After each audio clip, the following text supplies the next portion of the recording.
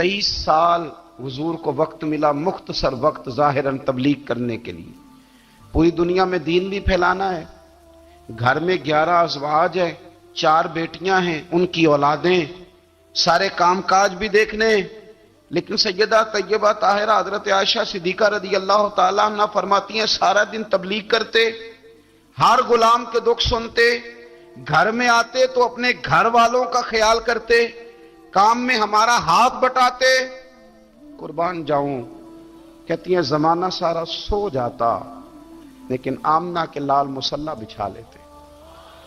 دنیا سو گئی، ساری سب سو گئے، جو خدام تھے، وہ جو غلام تھے، وہ سو گئے۔ صحیح مسلم میں لفظ ملیں گے، سیدہ پاک فرماتی ہیں او میرے نبی کے غلاموں، میں نے یہ رنگ بھی دیکھا ہے کہ حضور نے اتنا کھڑے رہے، اتنا قیام کیا، اتنا قیام کیا کہ مقدس پیروں میں ورم آ گئے، سوج گئے پیر۔ ہم سیر کرنے گئے تو تھک گئے، بات الگ ہے، لیکن عبادت میں یہ بھی تو مسلم شریف ہے نا، یہ بھی تو دین ہے نا، یہ بھی تو حضور کی سنت ہے، یہ بھی تو وہ چیز ہے جو کریم کی آنکھوں کی ٹھنڈک ہے۔ سیدہ فرماتی ہیں پیروں میں ورم آ گئے، اور ساری رات ہی حضور نے نماز پڑھی اور ایک ہی آیت بار بار دہرائی۔ مسجد نبوی میں بلال حبشی نے فجر کی اذان دے دی اور حضور ابھی مصلی پہ تھے، کریم فارغ ہوئے۔ میں نے عرض کی یا رسول اللہ صلی اللہ علیہ وسلم، آپ کے تو صدقے اللہ اگلے پچھلوں کے گناہ معاف کرے گا، تو آپ اتنی آہوزاری کیوں فرماتے ہیں؟ آپ تو شفیع ہیں، آپ تو انبیاء کے امام ہیں۔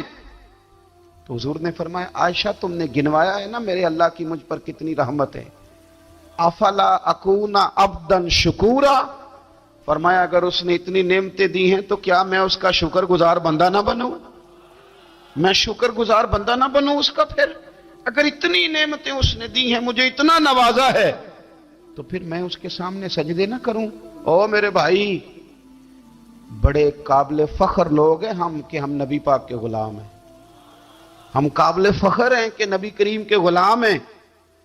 کیا کبھی اس غلامی کے شکرانے میں بھی 2 نفل پڑھے کہ یا اللہ تیرا شکر ہے تو نے ہمیں حضور کا غلام بنایا ہے؟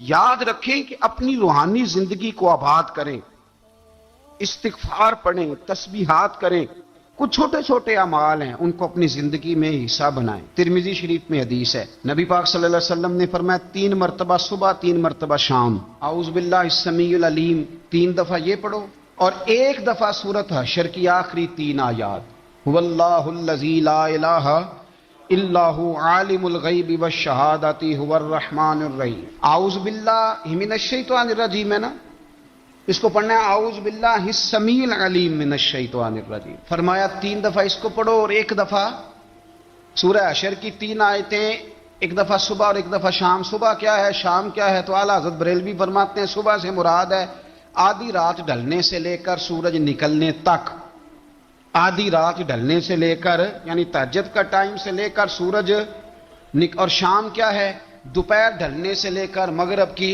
اذان تک، یہ شام ہے۔ اب سن لیں، یہ ترمذی کی حدیث ہے سیاستہ کی، نبی پاک نے فرمایا جس نے 3 مرتبہ اعوذ باللہ پڑھی اور 1 بار سورہ حشر کی آخری 3 آیتیں پڑھی، 1 دفعہ صبح پڑھے، 1 دفعہ شام پڑھے، نبی کریم علیہ السلام فرماتے ہیں اگر صبح پڑھے گا تو 70,000 فرشتے شام تک، اور اگر شام کو پڑھے گا تو 70,000 فرشتے صبح تک پڑھنے والے بندے کی مغفرت کی دعا مانگتے رہیں گے۔ چلے میں تو اس بات پہ بھی بڑا راضی ہوں کہ پہلی دفعہ اہل سنت میں ایسا ہو رہا ہے کہ وظیفہ ملنے پر لوگ نعرے لگا رہے ہیں، ورنہ وظیفہ بتائیں تو کہنے بھی پڑھیں گے پر کوئی تویز بھی لکھ چھڑو مارا گیا۔ ایک صاحب آئے مجھے کہنے لگے جی برکت کوئی نہیں، غربت بڑی ہے۔ میں نے کہا سورۃ واقعہ پڑھا کر، کہتے پیر صاحب تھوڑی تکلیف کرو کو مینوں تویز بھی کر دیو۔ میں نے اسے کہا خدا کے بندے میں تویز دوں گا پتہ نہیں کام بنے گا نہیں بنے گا، سورۃ واقعہ پڑھ، یہ وہ تویز ہے جو مدینے والے رسول نے عطا فرمایا ہے کہ سورۃ واقعہ پڑھو تمہیں کبھی فاقہ نہیں آئے گا۔ تو وظائف پڑھیں، عبادات کریں، تیاری کریں، کچھ نیک اعمال بچائیں ایسے جن کا ہمیں پتہ ہو، جو ہمارے رب کو پتہ ہو۔ حضرت عبداللہ ابن عمر رضی اللہ تعالیٰ عنہ حضرت عمر کے صاحبزادے، مکہ مکرمہ میں ان کی قبر ہے۔ میں نے جب انہیں پڑھا تو مجھے ان سے بڑا پیار ہو گیا، لیکن آپ کو پتہ ہے وہاں جا کے کسی شخص کا مزار تلاش کرنا یا پوچھنا ایک مشکل کام ہوتا ہے۔ تو ایک دفعہ میں مکہ شریف میں حاضر تھا، تو ایک گاڑی والا ڈرائیور مجھے کہنے لگا کہ مولانا میں آپ کو جانتا ہوں، مجھے آپ سے محبت ہے، ایک بات بتاؤں آپ کو؟ میں نے کہا بتاؤ۔ کہنے لگے حضرت عبداللہ ابن عمر کی قبر دیکھنی ہے۔ میں نے کہا یہ تو نہیں کہہ رہا، یہ کسی نے بندوبست کرایا ہے، یہ اللہ نے تیرے دل میں بات ڈالی ہے کہ ہو گیا تو لے چل مجھے۔ حضرت عبداللہ ابن عمر کو نبی پاک نے فرمایا تھا راجل صالح، یہ نیک بندہ ہے، یہ متقی آدمی۔ حضرت عبداللہ ابن عمر رضی اللہ تعالیٰ عنہ سیدنا فاروق اعظم رضی اللہ تعالیٰ عنہ کے صاحبزادے ہیں، اور ان کی ہمشیرہ سیدہ حفصہ رضی اللہ تعالیٰ عنہ حضور کی زوجہ محترمہ ہے۔ ایک دن اپنی ہمشیرہ سے کہنے لگے کہ نبی کریم صلی اللہ تعالیٰ علیہ وسلم گھر میں آئے نا، اور اگر حضور غم امت میں پریشان نہ ہوں، طبیعت کو حشاش بشاش دیکھو، تو ذرا پوچھنا تو صحیح حضور کا میرے بارے میں کیا خیال ہے، پوچھنا تو صحیح کہ کریم کی بارگاہ میں میرا کیا مقام ہے، میرے بارے میں حضور کیا فرماتے ہیں۔ اب بہن کو کام بتائے، اور بتائے بھی بھائی، اور پھر بہن وہ کام نہ کرے، یہ تاریخ میں ہوتا نہیں۔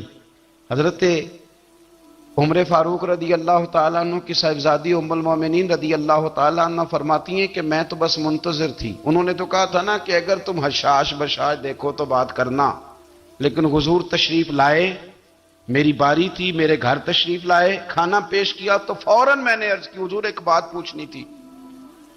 حضور نے فرمایا پوچھئے۔ میں نے عرض کی حضور میرے بھائی عبداللہ ابن عمر کے بارے میں آپ کا کیا خیال ہے؟ نوجوانوں میری بات پہ غور کرنا، میرے بھائی کے بارے میں آپ کا کیا خیال ہے؟ تو نبی کریم صلی اللہ تعالیٰ علیہ وآلہ وسلم نے میری طرف دیکھا، اور پھر حضور زیر لب تھوڑا مسکرائے، اور بریلی کے امام کہتے ہیں کہ حضور مسکرا دیتے تھے نا تو جو بڑا دکھی ہوتا تھا وہ بھی ہنس پڑتا تھا۔ اب سوال پیدا ہوتا تھا کہ پھر تو اس مسکراہٹ کے لیے انتظار کرنا پڑتا ہوگا کئی مہینے کہ حضور مسکرائیں تو رونے والے ہنسیں، تو اعلیٰ حضرت فرماتے نہیں، انتظار نہیں کرنا پڑتا، یہ مسکراتے رہنا تو حضور کی عادت ہے۔ جس کی تسکین سے روتے ہوئے ہنس پڑے، اس تبسم کی عادت پہ لاکھوں سلام۔ یعنی یہ تو عادت ہے حضور کی مسکراتے رہنا، اس کے لیے انتظار نہیں کرنا پڑتا۔ بھائیو آپ خیال رکھیں گے، غور کریں گے، حضرت عبداللہ ابن عمر رضی اللہ تعالیٰ عنہ کے بارے میں پوچھا تو سیدہ فرماتی ہیں کہ نبی کریم صلی اللہ تعالیٰ علیہ وسلم نہ زیر لب مسکرائے اور فرمایا حفصہ تیرا بھائی ہے تو اچھا، لیکن میں نے سنا ہے کہ عشاء کی نماز پڑھتا ہے تو فجر تک سویا ہی رہتا ہے۔ او نوجوانوں، 10 بجے تک سونے کی بات نہیں ہوئی، 9 بجے تک سونے کی بات نہیں ہوئی، 11 بجے اٹھنے کی بات نہیں۔ حضور فرمانے لگے میں نے سنا ہے کہ عشاء کی نماز پڑھ کے سو جاتا ہے اور فجر تک سویا ہی رہتا ہے، اسے چاہیے کہ تہجد کے وقت اٹھا کرے، اللہ کی بارگاہ میں حاضر ہوا کرے، آہوزاری کرے، سجدے کرے، عبادت کرے۔ اٹھتا ہے اور فجر میں جا کے اٹھتا ہے۔ حضرت جناب حفصہ رضی اللہ تعالیٰ عنہ کہتی ہے میں نے جناب عبداللہ ابن عمر کو پیغام دیا اور میں نے کہا میرے جوان بھائی سن۔ نبی پاک نے فرمایا ہے تو اچھا، پر تہجد میں نہیں اٹھتا، نفل نہیں پڑھتا۔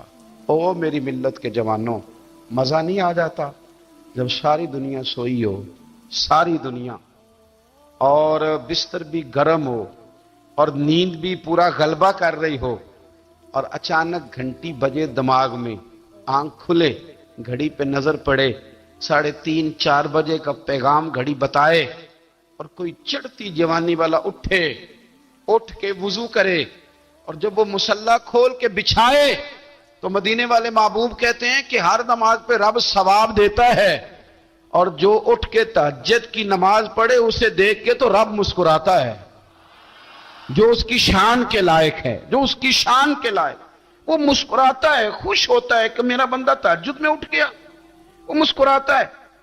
کاش ہماری صبحیں کبھی اپنے مالک کے نام ہو جائیں، کاش کے صبح۔ حضرت ابو الحسن رحمت اللہ تعالی علیہ حضرت معاذ ابن جبل رضی اللہ تعالیٰ عنہ کے پاس بیٹھا کرتے تھے.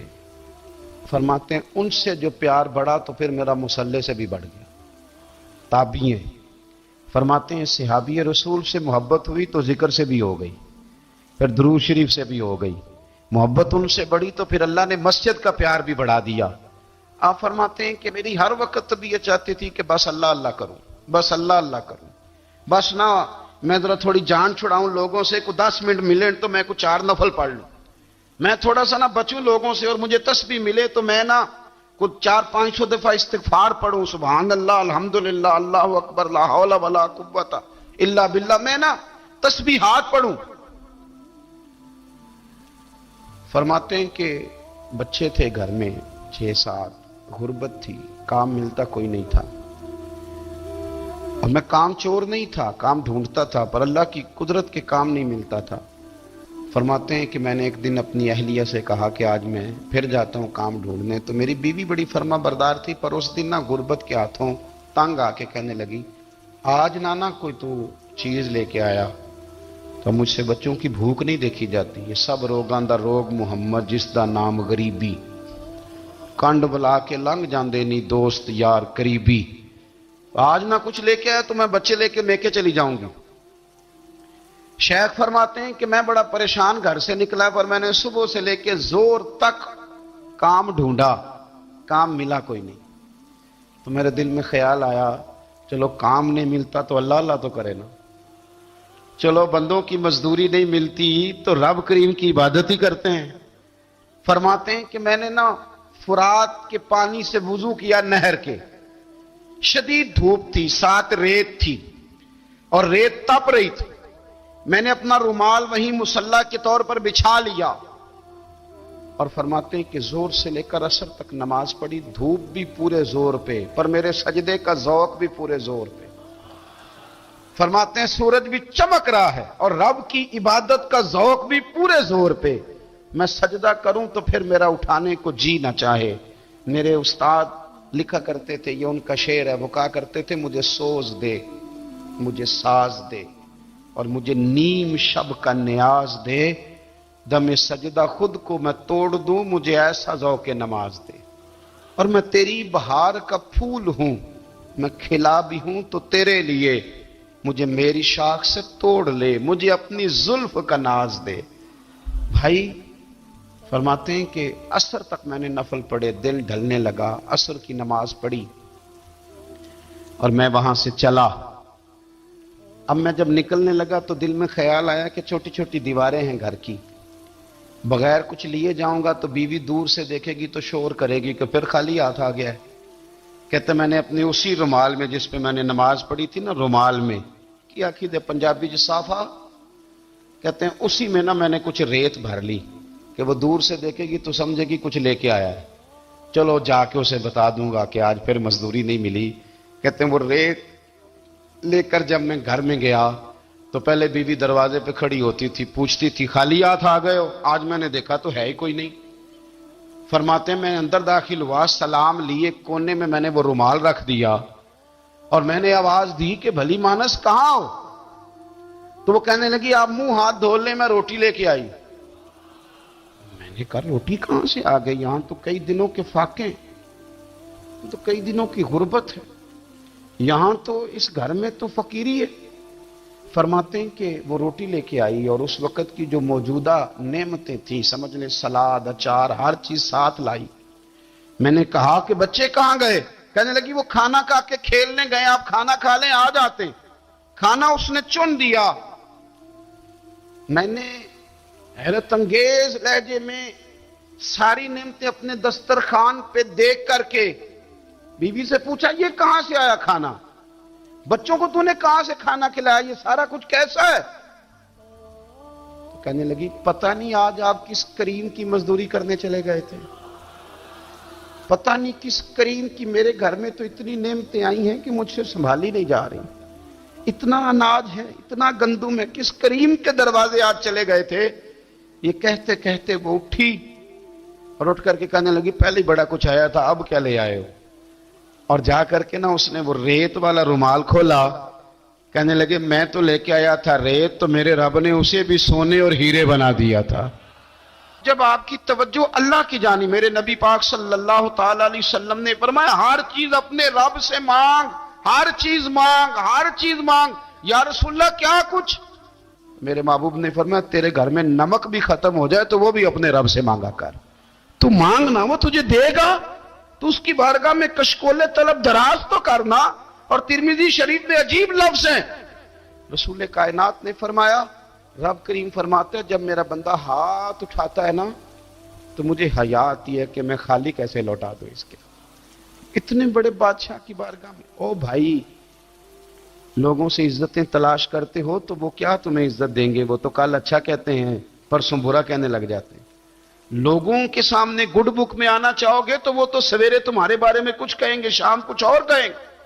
اپنی روحانی زندگی آباد کریں، اپنے مسلح کو وقت دیں، اور دنیا سے چھپ کر اس موبائل کو بند کر کے اور اپنے آپ سے بھی چھپ کے اور تنہا ہو کے چھپا کے سارا کچھ اپنے آنسو اپنے رب کی بارگاہ میں پیش کریں، اس کے حضور حاضری دیں۔ سنو نا ترمذی کی حدیث، اور اسے یاد رکھنا، نبی پاک علیہ السلام نے فرمایا اپنے دکھ لوگوں کے سامنے نہ بیان کرنا، سیٹھوں نوابوں کو نہ بتاتے پھرنا، دنیا داروں کے سامنے جا کے نہ رونا کہ میں تکلیف میں ہوں۔ فرمایا اگر دنیا داروں کو دکھ بتاؤ گے رب تمہیں کبھی غنی نہیں کرے گا، اور لوگ ہیں کہ الٹا مذاق اڑائیں گے۔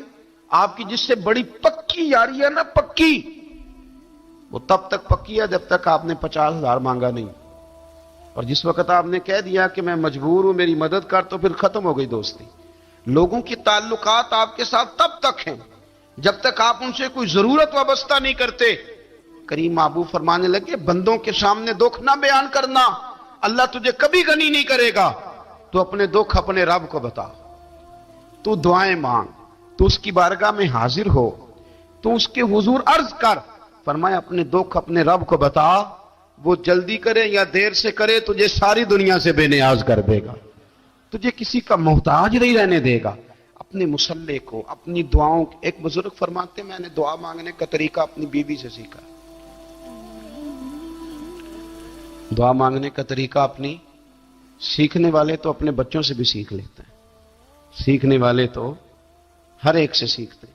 وہ کہتے ہیں میں نے دعا مانگنے کا سلیقہ اپنی بیوی سے سیکھا ہے۔ حضرت وہ کس طرح؟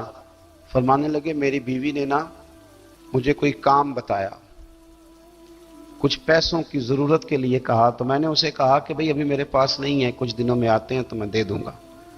عورتوں کی عادت ہوتی ہے وہ بار بار یاد کراتی ہیں، 2-4 دنوں کے بعد پھر اس نے کہا حضرت وہ میں نے کہا تھا کچھ پیسے، میں نے اسے کہا کہ ابھی میرے پاس نہیں ہے، کچھ دنوں میں ملتے ہیں تو میں تمہیں دے دوں گا۔ اس نے کچھ دنوں کے بعد پھر کہا حضور وہ میں نے کچھ پیسے کہے تھے۔ فرماتے میں نے ڈانٹ دیا، میں نے کہا کہ کیا تو روز مجھے شرمندہ کرتی ہے، کہا نا میرے پاس نہیں ہے، ہوں گے تو دے دوں گا، تو روز یاد کراتی ہے۔ فرماتے ہیں اس نے پہلے تو میری ڈانٹ کو سہا، پھر میرے سخت جملوں نے اس کی آنکھوں میں آنسو پیدا کر دیے، پھر اس نے اپنے آنچل میں اپنے اس دکھ کو سمیٹا، اور پھر اس نے ایک جملہ کہا تو میں رو پڑا، اور مجھے اپنے رب سے مانگنے کا طریقہ آ گیا۔ مجھے کہنے لگی حضرت جی آپ نے ڈانٹ دیا میں نے سہ لیا، پر آپ ہی میرے شوہر ہیں، بتائیں نا آپ سے نہ کہوں تو میں کس سے جا کے کہوں۔ فرماتے ہیں میں رو پڑا، اور میں کھل کے رویا، اور میں تڑپ کے رویا، اور پھر میری سسکیاں بند گئیں۔ تو مجھے کہنے لگی آپ کو کیا ہوا؟ میں نے کہا مجھے بھی دعا مانگنی آ گئی ہے، جب میں اسے کہوں گا نا اللہ تو ہی میرا رب ہے، میں تجھ سے نہ کہوں تو میں کس سے جا کے کہوں؟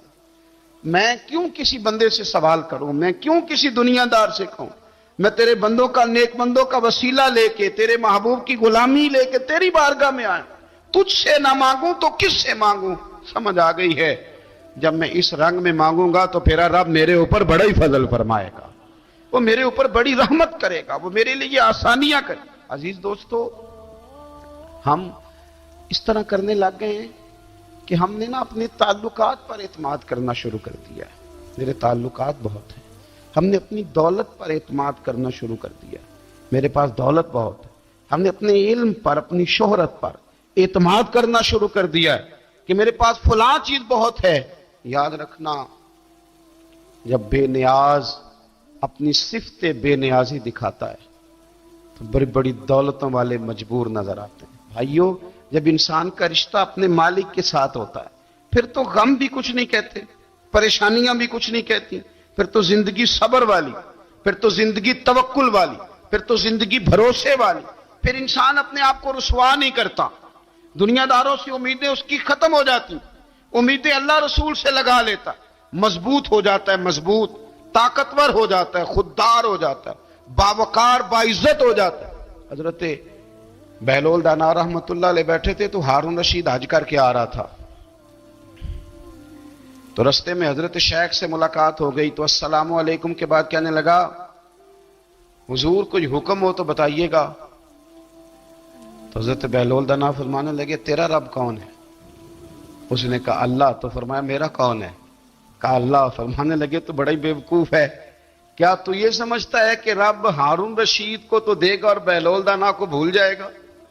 تیرا بھی وہی رب ہے، میرا بھی وہی رب ہے، اس نے اگر تجھے دے کے آزمایا ہے تو ہو سکتا ہے مجھے نہ دے کے آزما رہا ہو، جب اس کی حکمت کے تقاضے ہوں گے تو عطا کرے گا اور دے گا، تو جا اپنا کام کر۔ بھائی اپنی روحانی زندگی، اپنی عبادات، اپنے وظائف، اپنے روزمرہ کے معاملات، اپنی دعائیں، اپنا استغفار، دیکھو مشکل کام تو نہیں، 2 رکوع ہیں سورہ واقعہ کے اگر رات کو پڑھ لی جائے تو میں کس طرح یہ بات بیان کروں کہ تعویذ بانٹنا آسان ہے اور وظیفہ بتانا مشکل ہے؟